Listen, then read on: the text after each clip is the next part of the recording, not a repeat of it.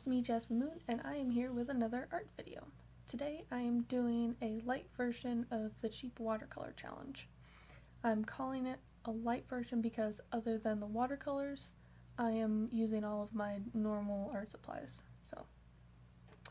But in the future, I will be doing another video where all of my supplies are less than $5. So be on the lookout for that.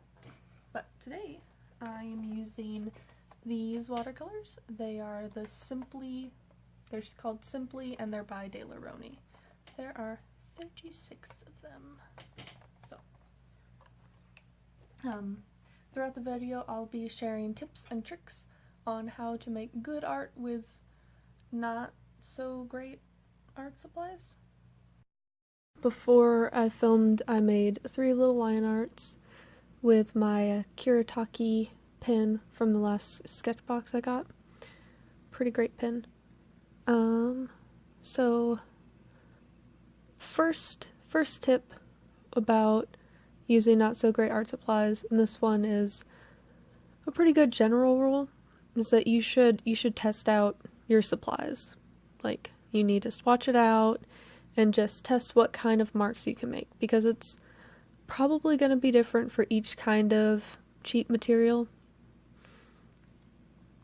And I mean, really that's a good bit of advice for good materials as well, because you're having a swatch sheet to look back on is pretty much always going to be useful.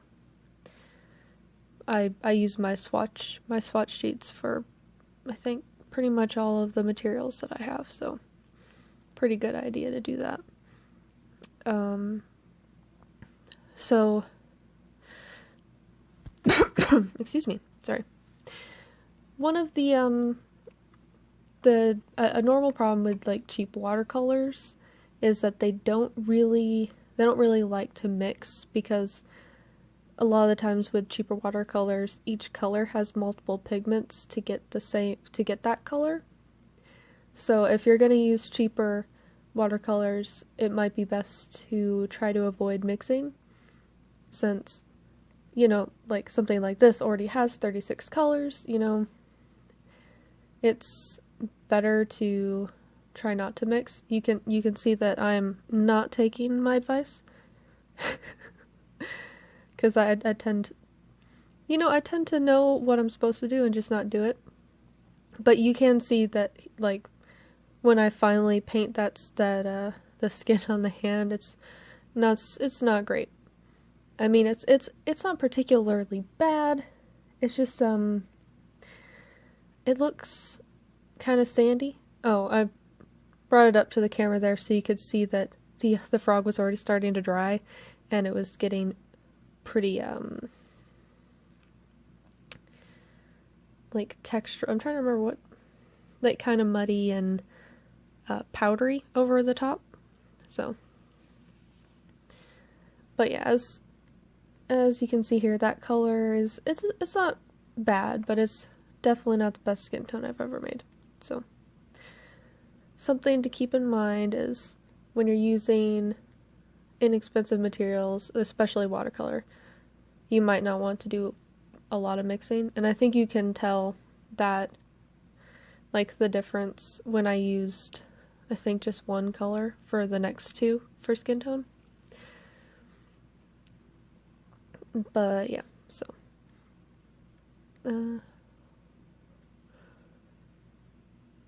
oh yeah, so since you can't really do a lot of mixing, it's best to work with if you do like flat colors or just like layers. Yeah.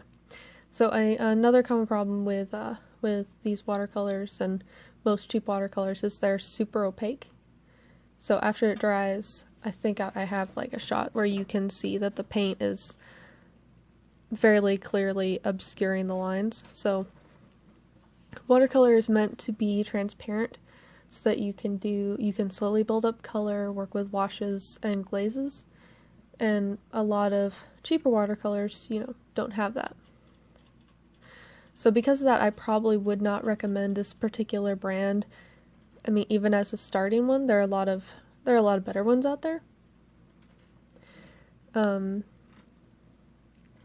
But I still use it.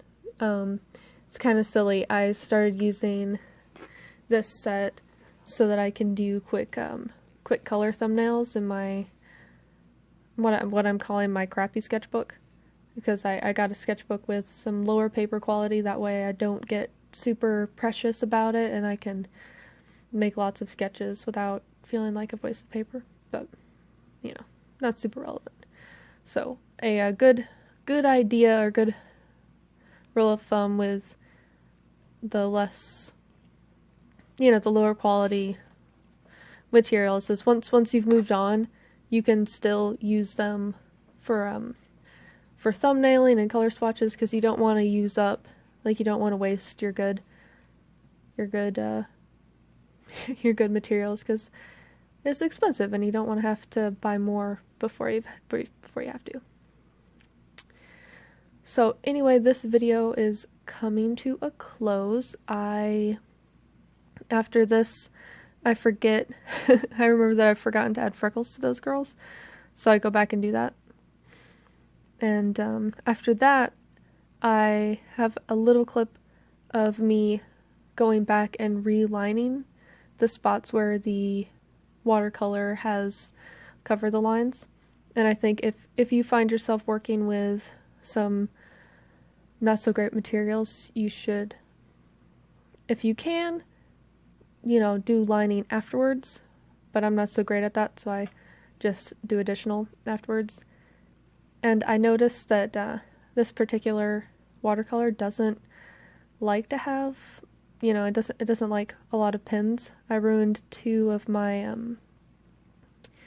microns while trying to do lining over some of this when I was testing it before. So you should be careful when deciding what pins to use with watercolor that's chalky like this type is. Right now, my only recommendation is this Kuretake pen. But yeah, that's all for this video. Thanks for watching. Please like, comment, and subscribe, and I hope you have a good one.